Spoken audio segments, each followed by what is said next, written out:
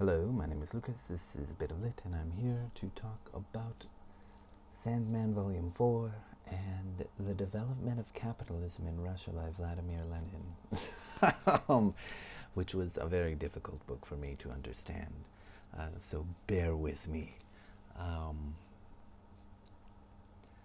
Sandman Volume 4, I don't have too much to say. It started off really cool, and then was just okay. And I didn't actually like it by the end. Dream has a sort of family reunion with the other Eternals, Death and Desire and all the others. They have a sort of conference, and he's told that, maybe you weren't so nice to that woman from 10,000 years ago. And Dream is like, oh, you think that? Really? I guess not. I guess I'll go help her. And so he makes it his mission to help this woman. I'm, trivializing his actual thoughts, because it does, to me, it felt like he's just, this whole thing, like, it just didn't feel sincere, and it just felt like he doesn't actually have any remorse, so I don't understand why he's going through all this trouble, and, like, I just felt like it wasn't written very well. And that there were other ways that I was expecting it to go that didn't go, that I thought would cover that a little bit more. I mean, you can see for yourself. I just feel like the dialogue I just feel like the dialogue didn't add up enough to the point where I could believe that. It just felt like, well, we need something to do to explore these themes, so let's do that. That's how I feel about this volume. Dream has to go to hell, but the last time he was there, he was looking for his things in a much better volume. And in this volume, he just, his motivations are lacking, is my main point. But in a better volume, he really made Lucifer angry, and we see Lucifer sort of getting prepared for Dream, and Dream is getting prepared for a lot of trouble.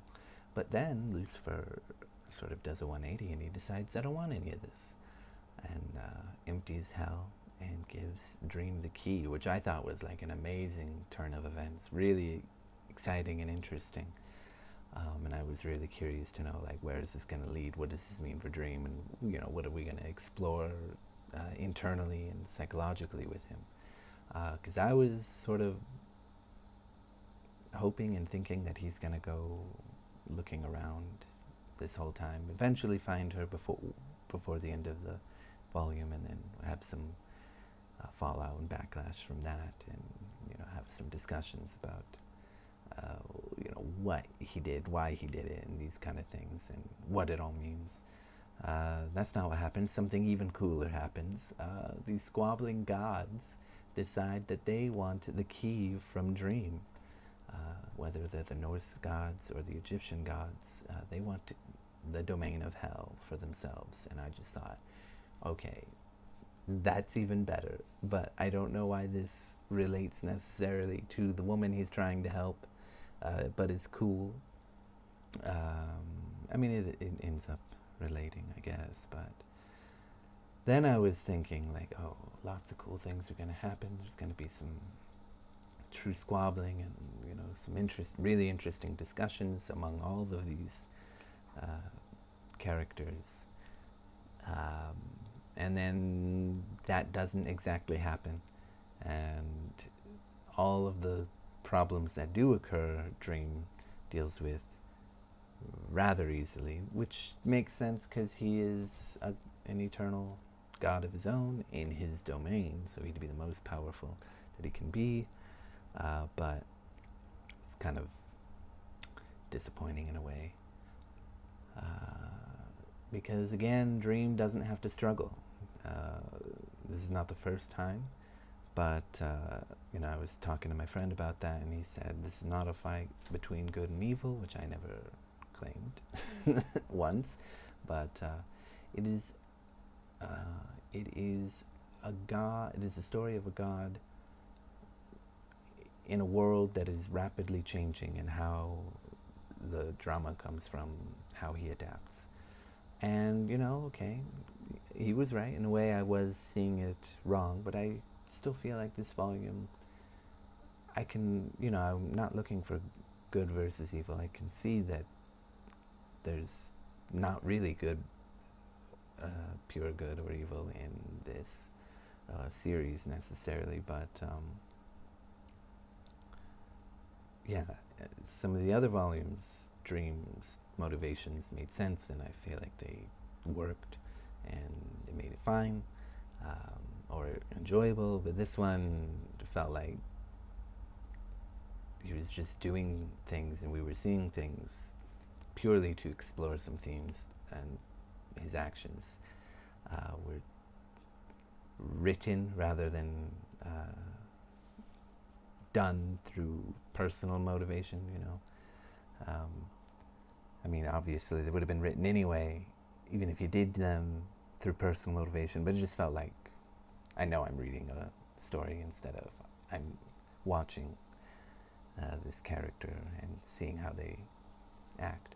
Anyway, I've talked about that enough, plenty of times, because I keep not having the microphone on. Should be on now.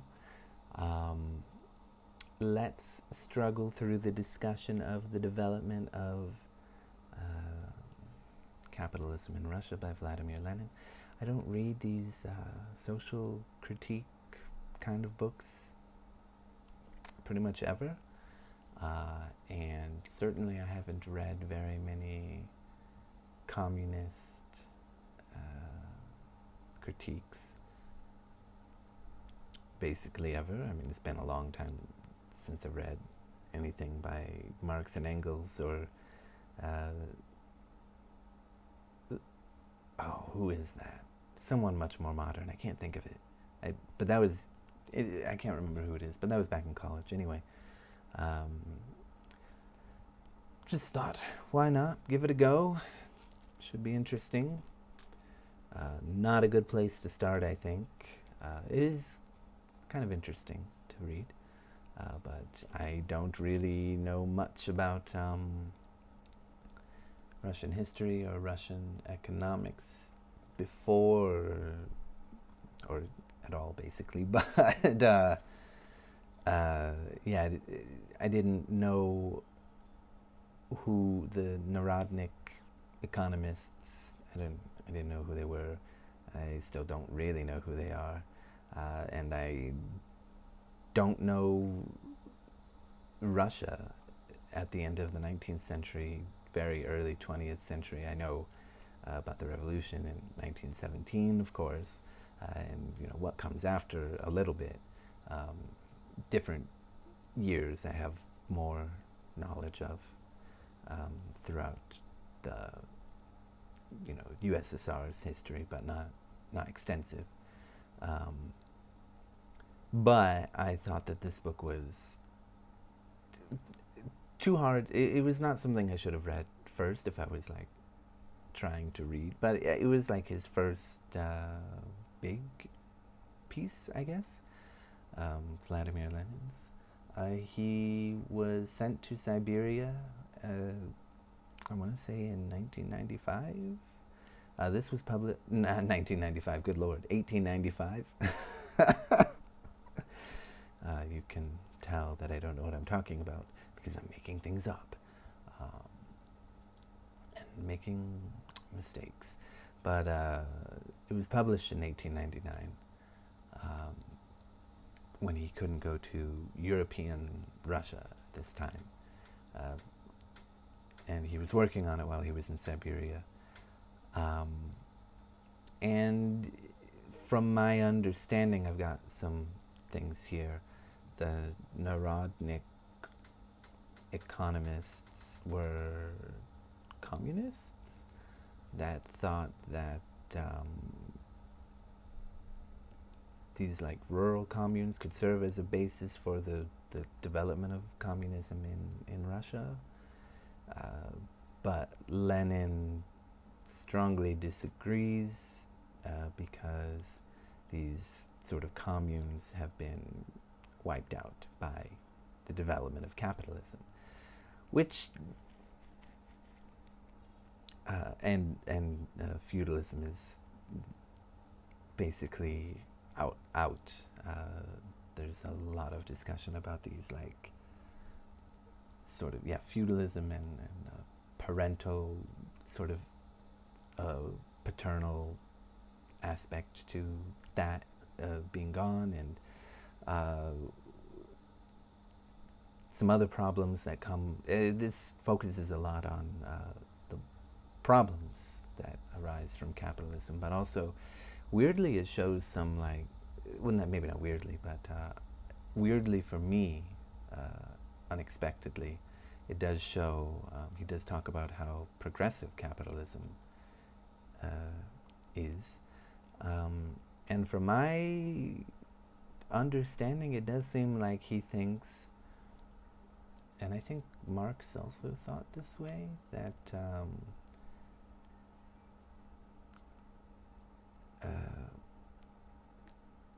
capitalism precedes sort of communist or socialist state. It felt that way to me when I was reading it. It does talk about how certain aspects of the Russian economy are developing faster in terms of capitalist economy, and other parts are slower. I'm no expert on any of this stuff. I will need to think about it a lot more.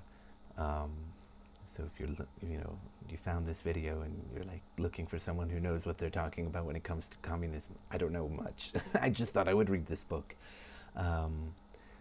But it was kind of interesting how he was talking about markets, and especially about agricultural markets, and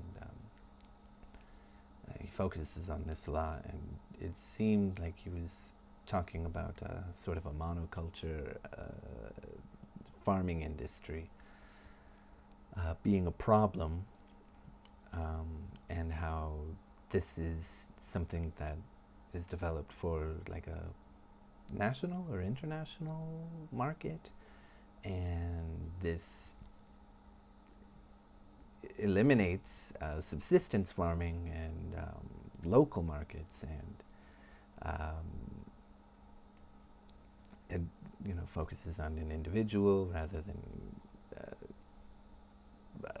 the people, the communal property, I suppose. And there's quite a bit about capitalism changes the economic